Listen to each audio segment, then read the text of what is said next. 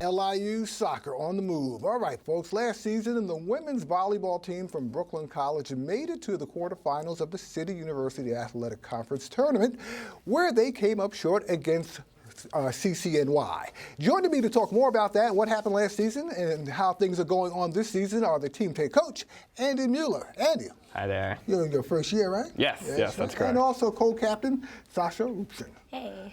Nice to see you all. So how's the season going so far, Sasha? So season's going really, really well. We started off with a small squad, and now we're up to 10 on the roster, but we're doing really well and working hard together.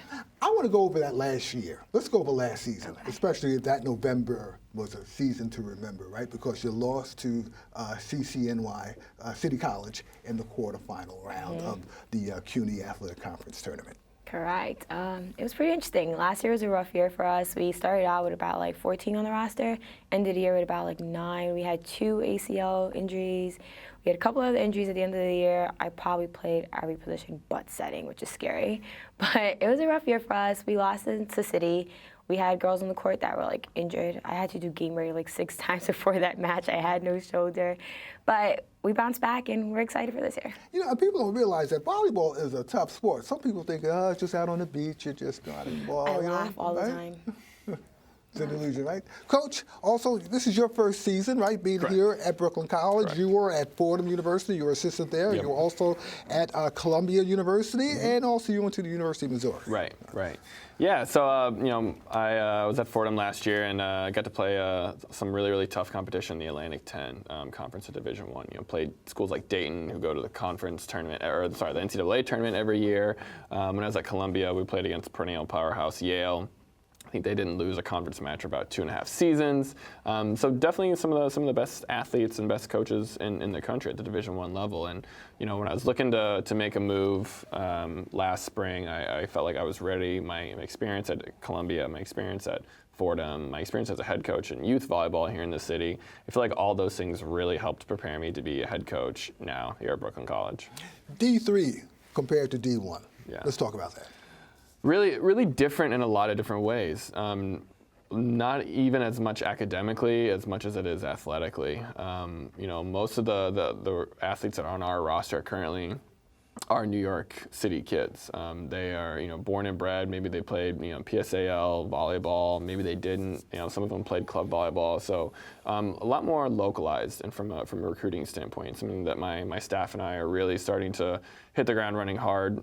It's always, you know, it comes fast. The next year's recruiting class we're already starting to look at. So, you know, it's a little bit more localized, whereas, you know, had kids when I was at Columbia where 7 out of 12 were all from Southern California, for example. Now, we were talking off camera. You said that also the talent in volleyball is on the upswing here in the New York City metropolitan area. Yeah, absolutely. It's one of the few regions of the country that is, in fact, still growing. I think typically for those that follow youth volleyball and college volleyball, you think of, you know, your Texas, your Florida, Northern and Southern California.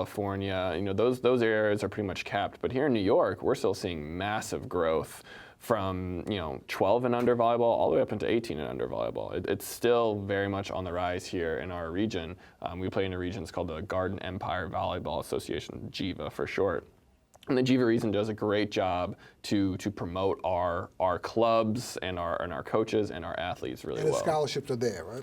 The scholarships are there, yeah. I mean, the scholarships are there at a lot of schools, not at the Division III level. D3. Yeah. At the Division III level, there are no what they call merit-based scholarships, but depending on the institution and its financial aid policies, a lot of them offer tremendous academic packages to be able to help entice those athletes. Sasha, as far as this season, how things are going so far this season? You have Hunter, you have Baruch, you have Lehman, who are ahead of you right now. So it's pretty interesting. Hunter and Baruch, like, everyone wants to beat them. Those are the ones that we don't want to see in finals anymore. It's like repetitive every year, so everyone's just hungry to get to the finals themselves. The loss against Lehman was really tough. We've lost in 5, but we're going to bounce back. We'll see them again pretty soon. Now, if you win, I know you play tonight. You play Purchase tonight. Yeah. When is your next conference game? So this year we're excited to be hosting the multi-match at our school. So all community schools are going to be coming to our house on the Monday, the 12th, Columbus Day, and everyone's going to be playing. So we play John Jay and City at our school on Monday. And if you win those, and then I will give you a seed. Yeah. Because last year you were 5th seeded, right? Yeah. If we win those, that's definitely going to guarantee us a quarterfinal home match. So that's going to be exciting. Right. And the other schools, as far as you have College of Staten Island, who's not doing that well. You have CCNY, who defeated you last year. They're having a tough season. York and Medgar Evers right there in the conference. Yeah, those schools are obviously schools to look out for, because even though we may have beaten some of the schools, they're going to come back even hungrier and want to beat us. So we lost to York in 5. They're coming hungry. They want to beat us. We took CSI in 3. They're still going to come hungry. They're going to want to beat us. And more than likely, if the standings stay the way it is, we're probably going to see CSI at our house. What is the biggest illusion folks in general have about the game of volleyball, you think? That it's a soft game? Because we were talking about that a little bit in the beginning. People just really think it's like, okay, yeah, let me just put my hand out there and pop the ball up. No, a lot of people just set the ball like this. And I'm like, yeah, that's not going to work. I'm sorry. Who's going to hit that?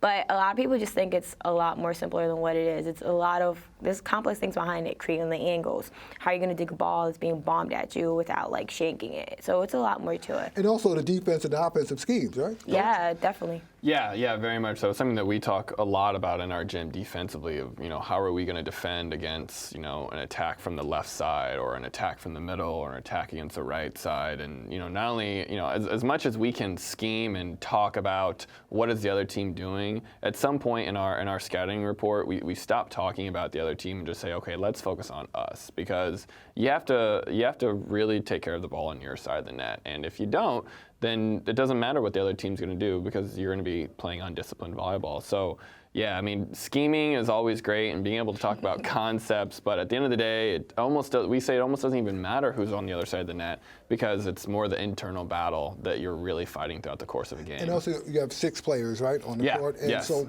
basically closer to the net, the taller players are dominant. Right? Typically, yeah. Typically, we've been fortunate this year, and Sasha talked about at the beginning of the year. We just had six active players on our roster, and we've expanded a few. And one of them is a young student athlete who is 6'2". So I think she stepped into the gym and I think she might be the tallest player in the conference on day 1. So being able to kind of utilize that height, and we're still really kind of playing with that and seeing what role does she best fill for us that maybe we can really utilize that height. Especially going deep into the tournament, right? Yeah, absolutely.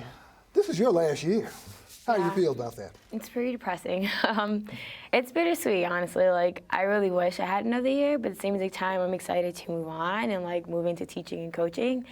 So yeah, it's really bittersweet, especially like I had one coach for 3 years and now I have Andy for this year, and it's just like, oh my God, please just give me another year. Just one more. That's it. Just one more and I'm fine. Right? It's always grad school. Right, grad school, but like I've done with my eligibility for NCAA, so it's just like, now I get to be a spectator. Now I get to watch and motivate. I think Andy will make room for you on the bench. Right, Andy? That's right. We'll make room for you. Hopefully. Right? Well, thanks for coming on. Yes, thanks for having us. Good luck with the rest of your season. Thank you. Thank you.